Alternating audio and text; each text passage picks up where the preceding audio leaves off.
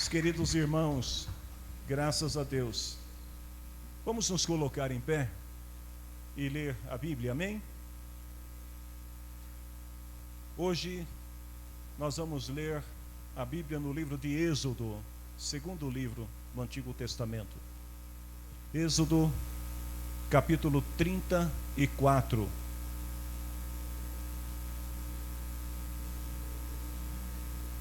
Êxodo 34, do versículo 27 até o versículo 32. O Senhor Deus disse ainda a Moisés: escreve estas palavras, porque é com base nelas que eu estou fazendo uma aliança com você e com o povo de Israel. Moisés ficou ali com Deus, o Senhor, 40 dias e 40 noites, e durante esse tempo não comeu e nem bebeu nada. Ele escreveu nas placas de pedra as palavras da aliança, isto é, os 10 mandamentos. Quando Moisés desceu do monte Sinai, carregando as 2 placas da aliança, o seu rosto estava brilhando, pois ele havia falado com Deus.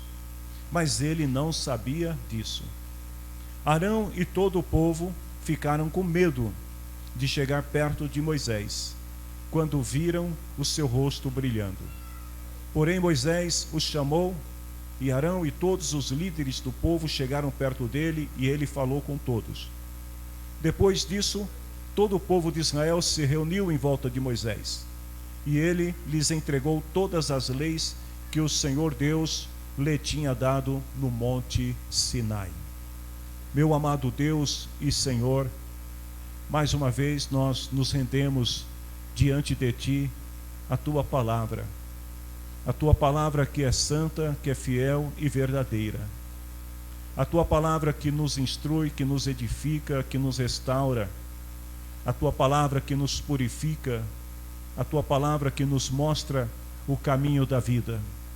Senhor, eu quero Te pedir neste momento, debaixo da Tua graça, que o Senhor possa usar a minha vida, e toda boa palavra que o Senhor tem colocado no meu coração, na minha mente, eu consiga transmiti-la, Senhor, aos ouvidos de nossos irmãos, e que o Teu Espírito Santo venha, Senhor, dar a cada um de nós a devida compreensão desta palavra, para que nós possamos, quando terminar esta reunião, sairmos daqui com os corações alegres, satisfeitos e convictos de que o Senhor, mais uma vez, recebeu o nosso culto, a nossa adoração, e que o Senhor falou conosco por Sua palavra. Em nome de Jesus, eu Te peço, Senhor, e agradeço. Amém. Podemos assentar. Meus amados irmãos, sempre que a gente lê a história do povo de Israel, do povo hebreu no Antigo Testamento, nós ficamos impressionados com o padrão de desobediência contínua daquele povo.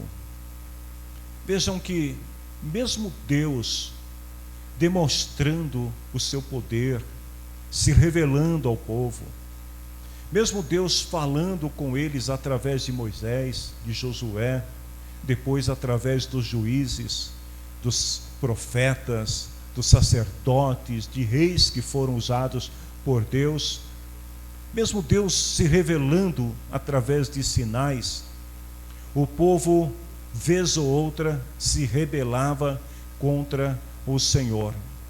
Tanto é que o profeta Isaías, lá no capítulo 65, versículo 2, ele registra as palavras do Senhor, aonde Deus diz assim, que o dia inteiro eu abri os braços, pronto para receber um povo rebelde. Deus estava sempre disposto a perdoar o povo, a aceitar reconciliar-se com o povo depois deles haver pecado contra o Senhor. Tanto que Paulo também vai citar esta mesma palavra lá em Romanos 10, 21, onde ele fala assim, que a respeito de Israel, o Senhor disse: o dia inteiro eu abri os braços pronto para receber um povo desobediente e rebelde. Ou seja, o tempo todo Deus estava demonstrando misericórdia acerca deste povo. Porque Israel não era um povo comum. Israel é um povo que foi escolhido por Deus entre todas as nações para serem representantes de Deus dentre as nações. Então vejam que quando Deus escolhe Israel, depois de tirá-los do Egito, eles já tinham sido escolhidos desde os patriarcas, mas Deus quer reafirmar esta aliança com o povo através de Moisés. Então Deus chama Moisés e diz para ele assim: você vai até o povo e vai dizer para o povo o seguinte: se vocês me obedecerem, se vocês cumprirem a minha aliança, vocês serão meu povo. O mundo inteiro é meu, diz o Senhor, mas vocês serão meu povo escolhido por mim. Vocês são um povo separado somente para mim e me servirão como sacerdotes. Vejam só o privilégio outorgado ao povo de Israel, quando aqui o Senhor diz: olha, de todas as nações da terra, o mundo inteiro é meu, mas eu escolhi vocês, para que através de vocês eu possa me revelar. Aí o povo, quando ouve esta declaração, este termo de aliança com Deus, está lá em Êxodo capítulo 19, versículo 8, diz assim que o povo responde para o Senhor, e o povo diz assim: nós faremos tudo o que o Senhor ordenou. Então Moisés leva esta resposta do povo para Deus. O que a gente aprende aqui? Que a aliança que Deus firmou com o seu povo não foi uma aliança imposta. Ou seja, Deus não obrigou o povo de Israel a aceitar os seus termos. Deus fala através de Moisés, Moisés leva a mensagem para o povo, e o povo, com liberdade, decide por aceitar e firmar este pacto de aliança com Deus. A partir daquele momento que o povo diz para Moisés assim: Moisés, pode dizer para Deus que nós aceitamos ser o seu povo, que nós aceitamos ser os escolhidos dele dentre as nações, que nós estamos dispostos a obedecer a voz do Senhor e tudo aquilo que ele ordenar. O povo estava então, a partir daquele momento, aceitando o termo de ser obrigado a servir e representar o Senhor dentre as nações, trazendo para a nossa realidade e para o nosso dia, porque tudo que está escrito na Bíblia, no Antigo Testamento, serve de sombra para a realidade que nós estamos vivendo no tempo presente. A mesma coisa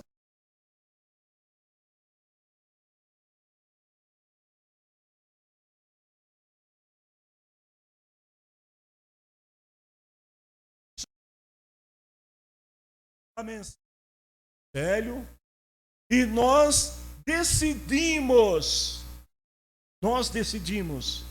que iríamos servir ao Senhor, decidimos que Jesus seria o nosso Senhor e Salvador. E o que isso significa é que a partir do momento que nós decidimos, porque não fomos obrigados, mas nós decidimos, nós nos tornamos sim, então, obrigados a partir do momento que nós ingressamos no grupo de discípulos de Jesus, nós nos tornamos obrigados a viver conforme a palavra de Deus. Qualquer pessoa sobre a face da terra tem a liberdade de escolher e decidir se ela quer aceitar o Evangelho, a boa notícia que vem de Deus por intermédio de Jesus Cristo, se ela está disposta a aceitar e ingressar nesse grupo. Jesus falou assim: se alguém quer ser o meu discípulo, ele precisa renunciar os seus próprios interesses, tomar a sua cruz e me seguir. Mas vejam que Jesus deixa bem claro, se alguém quiser, ninguém será obrigado. Mas nós que estamos aqui, por exemplo, eu pergunto para vocês aqui, alguém por acaso chegou para você e te colocou de encontro com a parede, armado, e disse para você assim: você é obrigado a servir Jesus, você é obrigado a amar a Deus, você é obrigado a ser um cristão? Nenhum de nós somos obrigados. Mas a partir do momento que nós decidimos querer fazer parte deste grupo seleto de discípulos de Jesus, nós então passamos a ter também a obrigação de viver, de ser um discípulo de Jesus. Por muitas vezes, o povo, voltando à história de Israel, depois de firmado este pacto, esta aliança com Deus, muitas vezes o povo descumpriu a aliança. Muitas vezes o povo se rebelou, pecou contra o Senhor, foram desobedientes, mas Deus manteve firme a sua palavra, porque a partir do momento que Deus diz: vocês aceitam ser o povo escolhido, e eles disseram: sim, nós aceitamos, a partir daquele momento Deus sela a sua palavra, e a Bíblia diz que Deus é fiel. Aliás, nós cantamos agora há pouco aqui que Deus é fiel. Então Deus é fiel à sua palavra, mesmo quando nós falhamos. O que isto quer dizer? Trazendo de volta a nossa realidade, que a partir do momento que você ingressou nesse grupo seleto de ser discípulo de Jesus, pode acontecer que no percorrer desta jornada de fé, você venha a pecar, mas a palavra de Deus continuará fiel. Ou seja, aquilo que Deus selou contigo continua valendo. Paulo diz assim lá em Romanos 11, 28, que os judeus, quando Jesus veio, eles rejeitaram o Evangelho, eles não aceitaram a Cristo. Do ponto de vista cristocêntrico, eles se tornaram inimigos de Deus. Mas olha o que Paulo diz: mas pela escolha de Deus, eles continuam sendo amigos de Deus. Filhos desobedientes, mas continuam sendo amigos de Deus. Aí Paulo fala: por causa dos patriarcas, da aliança que foi firmada, porque Deus não muda de ideia a respeito de quem Ele escolhe e de quem Ele abençoa. Então, a partir do momento que nós nos tornamos parte desse grupo, nós podemos sim falhar, mas a palavra de Deus vai continuar sendo fiel sobre nós, e sempre que nós nos arrependermos e nos voltarmos para Deus, Ele vai estar com os braços abertos, pronto para se reconciliar conosco. Deus sempre foi misericordioso com o povo israelita. Lá em Êxodo 33, 19, o Senhor falou assim: eu terei compaixão de quem quiser e misericórdia de quem eu desejar. Então foi por causa da misericórdia de Deus que o povo de Israel não foi destruído. Porque pensa num povo rebelde. Se você nunca leu a história do povo hebreu no Antigo Testamento, tire alguns dias neste ano para ler. Leia os 5 primeiros livros da Bíblia, depois leia Josué, depois leia a história dos reis, leia os profetas. E vocês vão ver que por muitas vezes este povo se rebelou contra o Senhor, e mesmo assim Deus continuou demonstrando misericórdia por eles. Deus livrou o povo dos inimigos, Deus proveu alimento para o povo, e Deus ensinou a sua lei para aquele povo. E a obra de Deus é tão grande, ou foi tão grande na história do povo israelita no Antigo Testamento, que no livro de Romanos, capítulo 9, versículo 4 e 5, Paulo fala assim: eles são o povo escolhido por Deus. Ou seja, Paulo não deixa nenhuma dúvida em relação ao que estava escrito. Eles são o povo escolhido por Deus. Ele os tornou seus filhos e repartiu a sua glória com eles. Deus fez aliança com eles, lhes deu a lei. Deus ensinou ao povo de Israel a verdadeira maneira de adorar. E Deus deu a eles também as suas promessas. Eles são descendentes dos patriarcas. Aí vem uma palavra muito importante que eu gostaria que você prestasse muita atenção. Olha o que Paulo diz: e como ser humano, Cristo pertence à raça deles. Eu fiquei imaginando um pouco isso e vendo o quão tremendo é a misericórdia de Deus e como ela se revela ao longo da história. Porque Paulo está falando aqui de quem? De Jesus Cristo, a luz do mundo. Paulo está falando do Cristo que reflete a glória de Deus. João escreve lá no capítulo 1 e diz assim: nós vimos a glória de Deus sobre ele. Paulo está falando de Jesus, o ser a perfeita semelhança do próprio Deus. O Cristo que sustenta o universo com a sua palavra. Paulo está falando do Cristo que purifica os seres humanos de seus pecados. Nós somos perdoados por causa de Jesus Cristo, do seu sacrifício, da sua morte expiatória. Paulo está falando do Cristo que está sentado do lado direito de Deus, conforme escreve o autor de Hebreus no capítulo 1, versículo 3. Ele diz assim, que Jesus Cristo está sentado no céu do lado direito de Deus. Este Cristo poderoso, esse Cristo que trouxe a luz de Deus para nós, os gentios, este Cristo que rasgou o véu que nos separava de Deus e nos reconciliou com Deus, ele veio de onde? Dos israelitas, de um povo rebelde, de um povo desobediente, de um povo teimoso.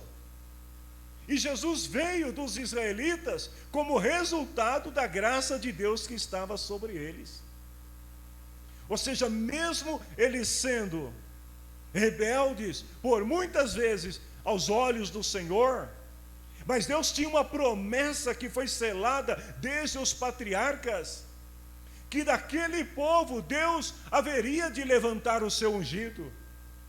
E Deus cumpre a sua palavra, destarte a rebeldia e o pecado daquele povo. Ou seja, a graça de Deus assegurou que, apesar dos pecados cometidos pelos israelitas, sempre houve no meio do povo um remanescente, um grupo de pessoas que permaneceu fiel a Deus.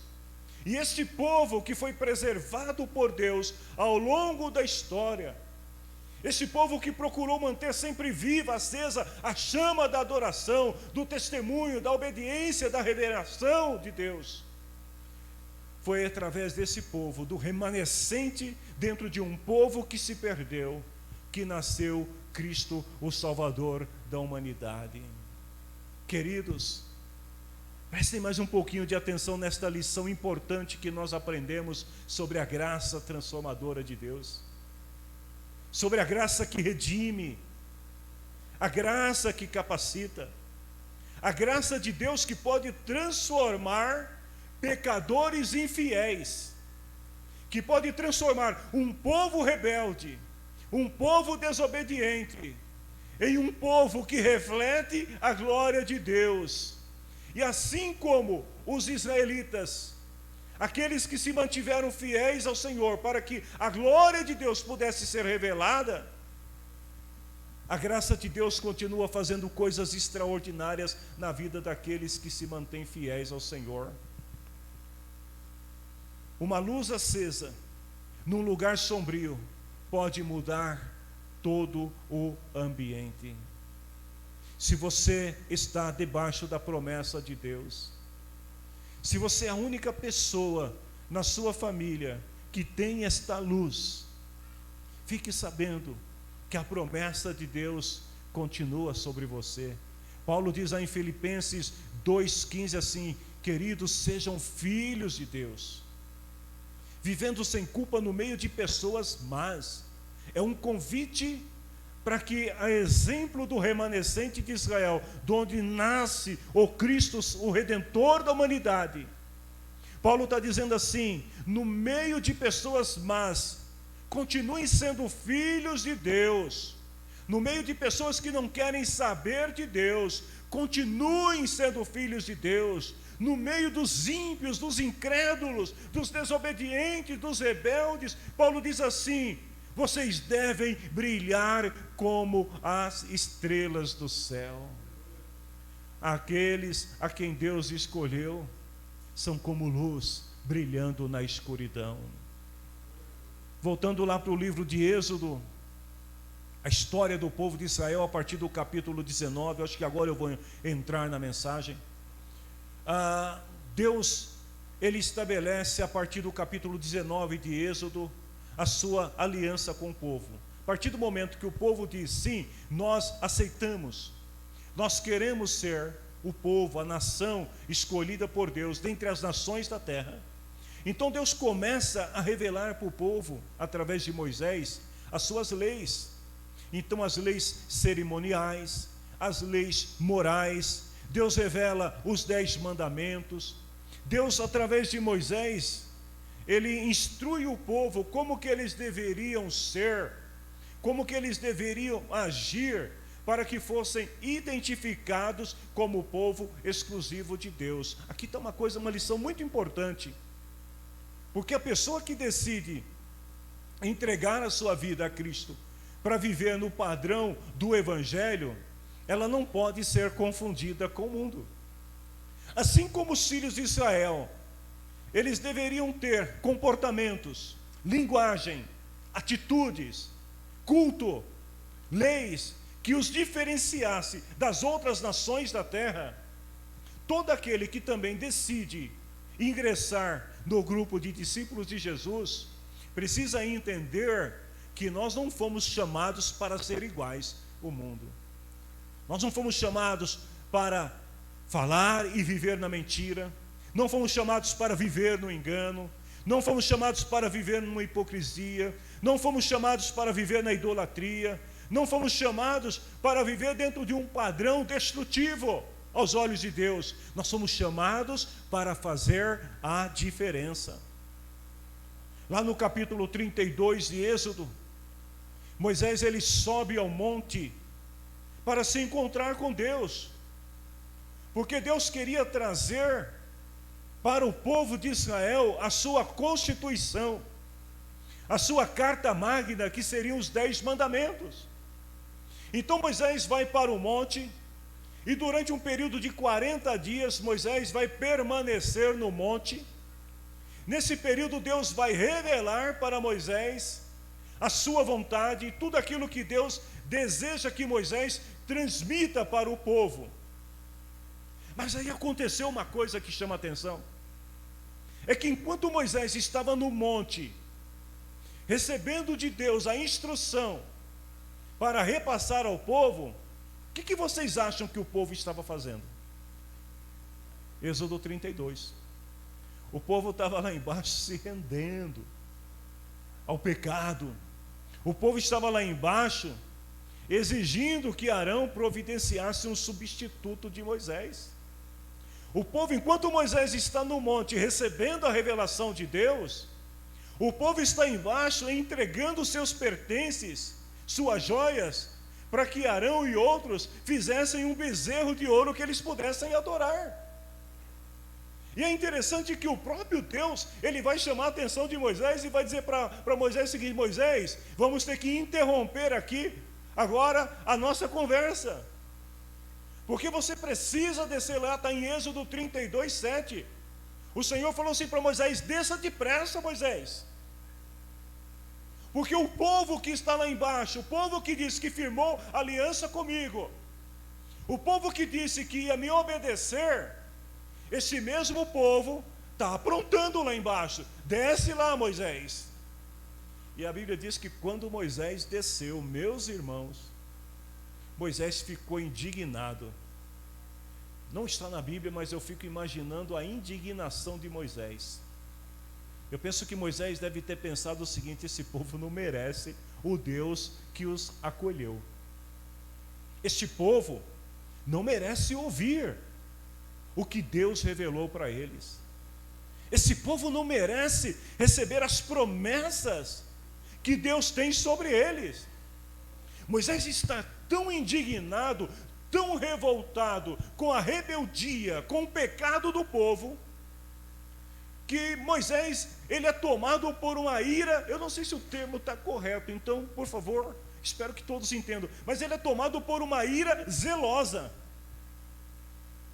porque aqui eu vejo o zelo de Moisés, mas ao mesmo tempo eu vejo a sua indignação, eu vejo a ira de Moisés. Por causa do que estava acontecendo, ele perde o seu controle emocional. E Moisés está tão revoltado que tudo aquilo que Deus tinha revelado para ele no monte, as tábuas que ele trazia debaixo do braço para transmitir ao povo a palavra do Senhor, Moisés pega tudo aquilo e quebra. Ele quebra diante do povo. Moisés está tão dominado pela indignação, que naquele dia Moisés chama os levitas e pergunta assim: tem alguém aqui que está comigo? E os levitas dizem: nós estamos com você. E Moisés, tomado por aquela ira, pela indignação do que estava acontecendo, do quanto o povo se distanciou e se rebelou contra Deus, Moisés fala para os levitas assim: entra nas tendas e pode matar. Naquele dia, 3.000 pessoas foram mortas à espada pelos levitas. Passou toda aquela indignação, e no dia seguinte Moisés para pensar sobre os danos causados pelo pecado do povo. Deixa eu te falar uma coisa que me veio ao coração quando eu estava meditando nessa palavra.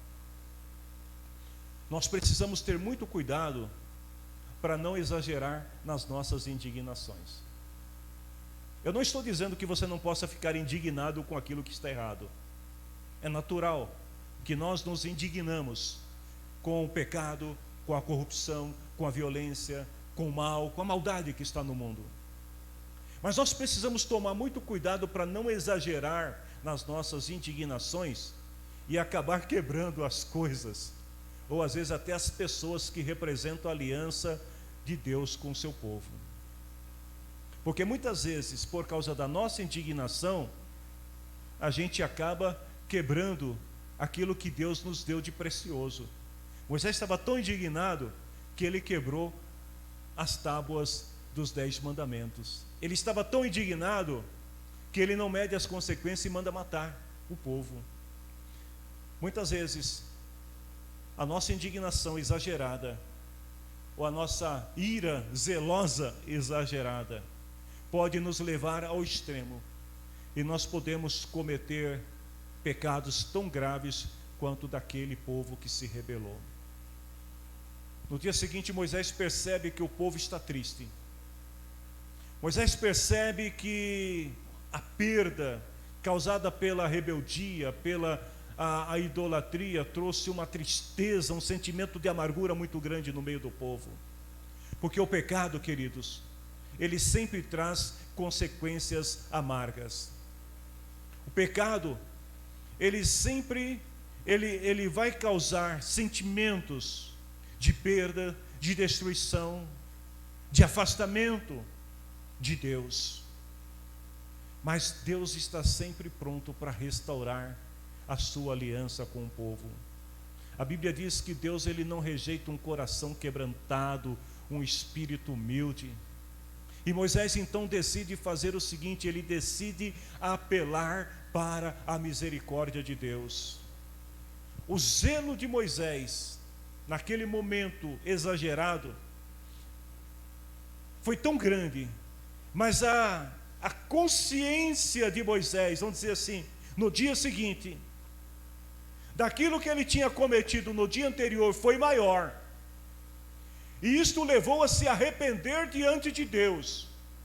E por causa desse sentimento de implorar pela reconciliação de Deus, Moisés evita a destruição do povo.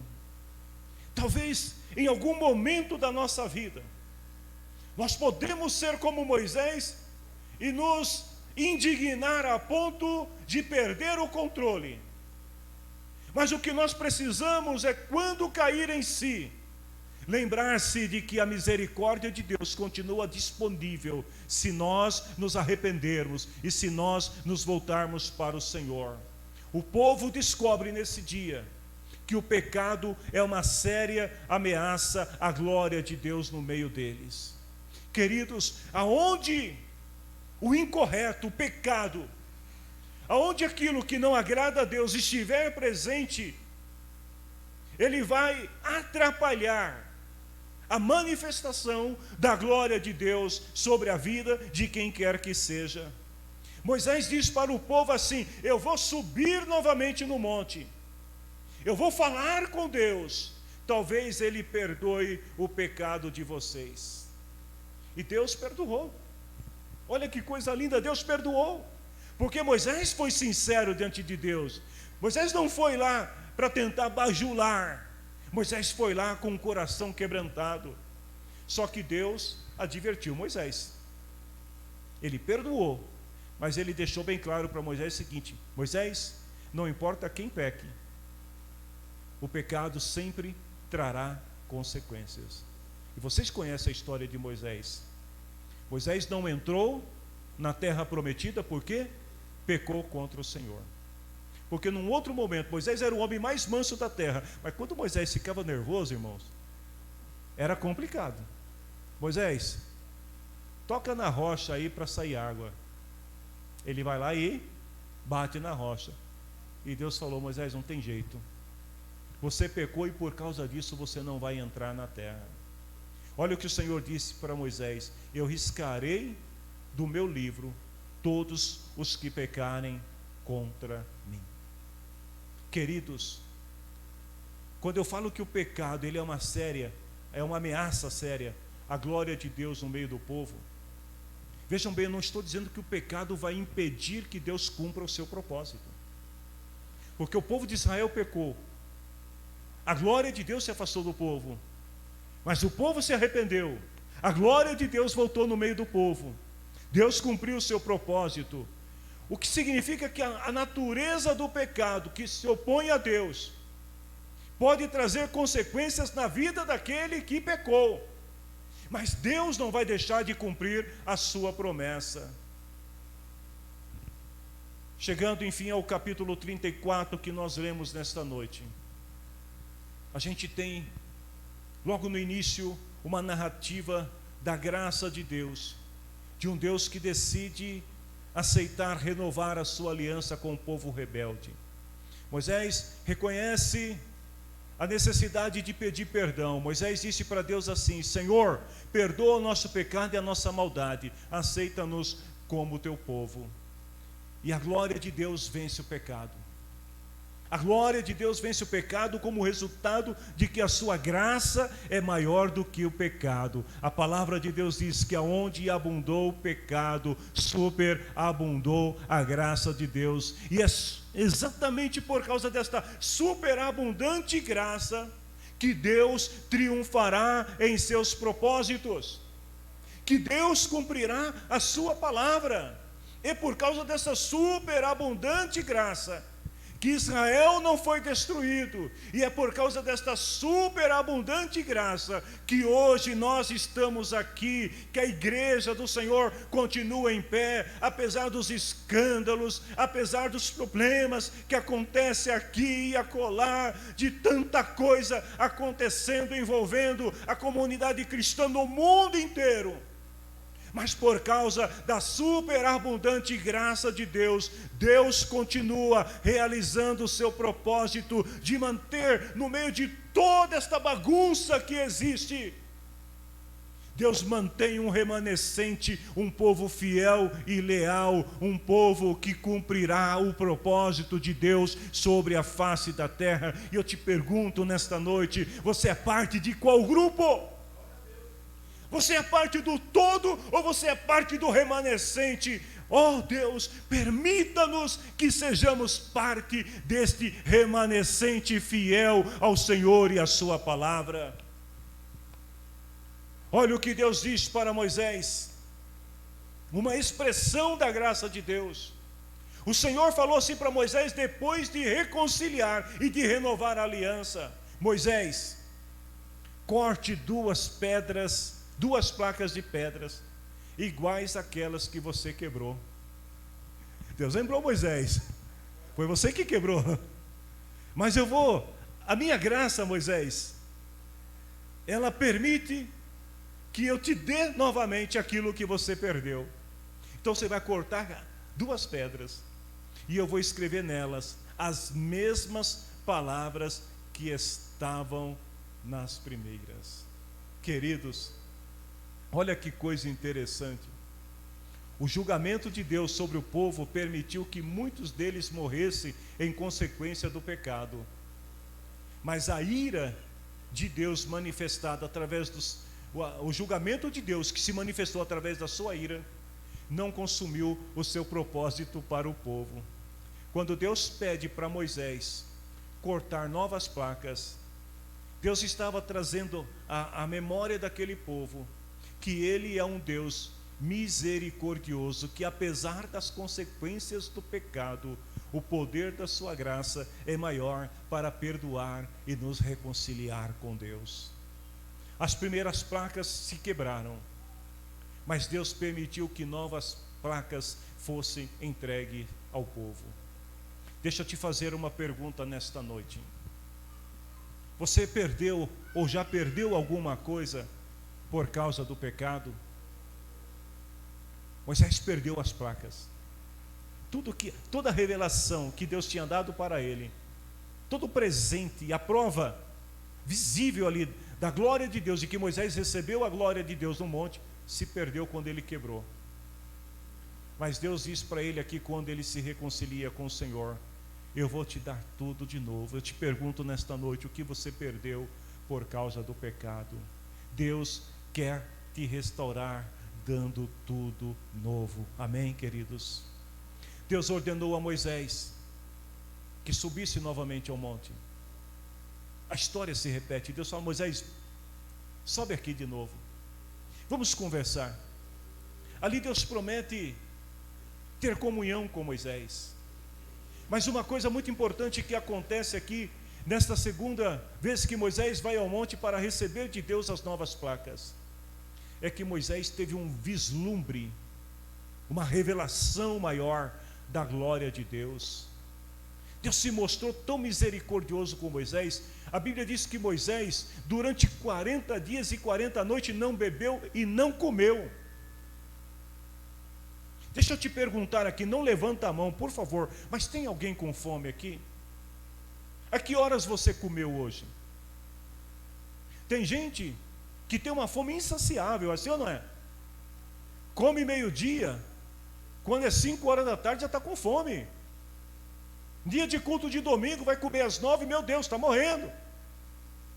Mas por causa do seu arrependimento, Moisés estava tão arrependido, que ele vai ao monte e ele fica 40 dias e 40 noites em jejum. Eu penso que Moisés aqui, ele deseja a morte física, para poder estar sempre com o Senhor. Senhor, eu quero permanecer no monte.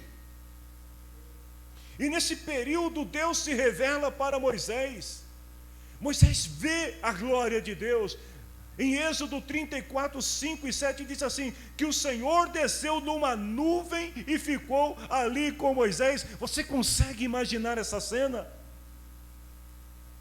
Um homem com o seu coração quebrantado, um homem arrependido, um homem disposto a renovar a sua aliança com Deus, que vai ao monte, e Deus desce e fica com Moisés no monte, durante todo esse período. E olha só, Deus disse para Moisés qual era o seu nome. Ou seja, a intimidade de Deus com Moisés aqui, ela se intensifica, porque houve arrependimento. Ele diz assim: Moisés, eu vou te dizer qual é o meu nome. E mais ainda, Deus mostrou para Moisés o seu caráter. Deus disse para Moisés assim: eu tenho compaixão, eu tenho misericórdia, eu não fico irado com facilidade. A minha fidelidade e o meu amor são tão grandes que não podem ser medidos. Deus revelando o seu caráter para Moisés. Deus reafirma a sua palavra para Moisés quando ele diz assim: eu cumpro a minha promessa a milhares de gerações. Eu perdoo o mal e perdoo o pecado. Deus estava dizendo para Moisés: Moisés, aquilo que eu prometi lá atrás para os patriarcas, que reafirmei com o povo através de você, esta palavra, ela continua valendo por gerações, e eu perdoo o mal e o pecado do povo. Mas Deus diz assim: mas tem uma coisa que eu não posso deixar passar, Moisés. Eu não deixo de castigar seus filhos até os netos e bisnetos ou trinetos pelos pecados dos pais. Forte essa palavra, não é? Deus está dizendo: Moisés, eu sou um Deus que tem um amor, uma misericórdia que não podem ser medidos, porque dura por gerações. Mas se alguém pecar e não se arrepender, o seu pecado poderá respingar sobre as gerações que virão depois dele. Depois desse encontro com Deus, Moisés desceu do monte, um homem transformado. Irmãos, não tem como ter um encontro com Deus e voltar igual. Tinha um hino que a gente cantava antigamente, um corinho que dizia assim, vou ver se alguém aqui lembra assim: nesta noite feliz, neste santo lugar, eu marquei um encontro com Deus. A gente cantava, a gente estava declarando que na reunião de culto nós estávamos ali porque tínhamos marcado um encontro com Deus. E assim é todo o culto ao Senhor. Quando a gente sai da nossa casa e a gente vem para uma reunião de culto, é porque nós marcamos um encontro com Deus aqui, onde nós vamos ofertar a Ele a nossa adoração, o nosso louvor, onde nós vamos nos prostrar diante do Senhor e vamos receber dele a sua graça, que é revelada por intermédio da sua palavra. Então nós marcamos um encontro com Deus. Mas escute isso: quem marca um encontro com Deus não volta para casa da mesma maneira. A pessoa que sai da reunião de culto blasfemando, brigando, a pessoa que sai da reunião de culto e chega em casa irritado, nervoso, é porque não marcou um encontro com Deus. Porque aquele que marca um encontro com Deus volta transformado. E o mais interessante, você vai ver agora, é que todos olhavam para Moisés e viram a glória de Deus em Moisés, mas a Bíblia diz que Moisés não sabia. Ou seja, Moisés teve um culto com o Senhor, Deus falou com Moisés, Moisés falou com Deus, ele volta para casa, ele desce do monte, como se fosse uma pessoa normal, mas quando o povo olha para Moisés, o povo sente que há uma diferença. Moisés não precisou dizer para o povo assim, quando ele estava descendo do monte, sabe, bater palma, ou pedir para alguém: toca um chofar aí, né? Faz um barulho aí, avisa o povo que eu estou descendo, olha para mim, pessoal, vocês estão vendo alguma coisa aqui? Vocês, sabe aquela coisa, olhar para o teu irmão, né? Eles falam para o teu irmão assim: olha para mim, você está vendo a glória de Deus em mim? Moisés não fez nada disso. Não foi Moisés que revelou a glória que estava sobre ele, foi o povo que viu e ficou admirado, porque sabiam que aquele brilho era a glória de Deus. Sabe qual a lição que a gente aprende aqui, queridos? Que você não precisa ficar batendo no peito e afirmando para as pessoas e dizendo: eu tenho a glória de Deus. Olha para mim aqui, olha, eu leio a Bíblia, eu conheço a Bíblia, eu sou crente. Você não precisa nada disso. Porque quem tem a glória de Deus é reconhecido por onde anda, sem que diga qualquer palavra. As pessoas vão olhar para você e vão dizer: você é diferente. O Pedro que negou Jesus, o Pedro que ainda não tinha se arrependido diante de Jesus, o Pedro medroso, está lá no pátio sentado, e alguém chega e fala assim: você é um deles, porque o teu jeito de falar, o teu comportamento denuncia que você é um deles. Queridos, nós precisamos refletir a glória de Deus em nosso tempo. Eu sei que eu já disse isso aqui muitas vezes, mas eu preciso repetir mais algumas vezes. Deus nos chamou para ser a luz do mundo, o sal da terra. Se você é de Deus, você não precisa ficar gritando para os outros que você é de Deus. Você só precisa de uma coisa: deixa a glória de Deus brilhar através de você. Deixa Deus brilhar na tua vida. Se você está casada com um marido descrente, você não precisa ficar toda hora dizendo para o seu marido: vai para a igreja, você vai para o inferno, hein? Estou falando, hein? O diabão está lá com um garfão lá, pronto. Não precisa nada disso. Os pais não precisam ficar toda hora ameaçando os filhos, sabe? Você vai, porque se você não faz, você está para o inferno. Não precisa. Você só precisa deixar a glória de Deus brilhar na sua vida. Porque quando a glória de Deus brilha na tua vida, as pessoas são atraídas para estar perto de você. As pessoas vão olhar para você e vão saber que a tua palavra, que o teu comportamento, que a tua vida é diferente, porque você tem a glória de Deus. O seu testemunho pessoal dirá ao mundo quem você é. Quando Estevão estava sendo julgado para ser condenado à morte, lá em Atos 6,15, diz assim, que as pessoas estavam sentadas no conselho superior, olhando firmemente para Estevão, a fim de acusá-lo, e viram que o rosto dele parecia o rosto de um anjo. Infelizmente tem gente que diz que é crente, mas tem um rosto que parece do cão, tem comportamento, linguagem que parece do cão, tem atitudes demoníacas. Estevão estava ali para ser acusado, e mesmo diante dos seus acusadores, Estevão mantém a glória de Deus, e aqueles que o acusavam olham para ele e veem nele o rosto de um anjo. Se a igreja tiver que sofrer, queridos, perseguições, se a igreja tiver que sofrer injúrias, calúnias, que seja por causa da glória de Deus. Pedro diz assim: irmãos, que nenhum de vocês sofra por ser assassino, que vocês não sofram por ser ladrão, mentiroso, criminoso, que vocês não sofram porque fica se intrometendo na vida dos outros. Se vocês tiverem que sofrer, sofram por ser cristão, sofram por ser um representante da glória de Deus, por ser parte desse povo escolhido, por ser diferente. O brilho da glória de Deus em Moisés não era uma ostentação da sua justiça própria, da sua justiça pessoal.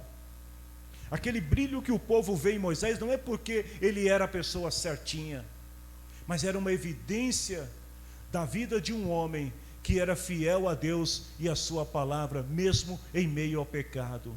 De um homem que testifica, através da glória de Deus na sua vida, que ele era um escolhido do Senhor.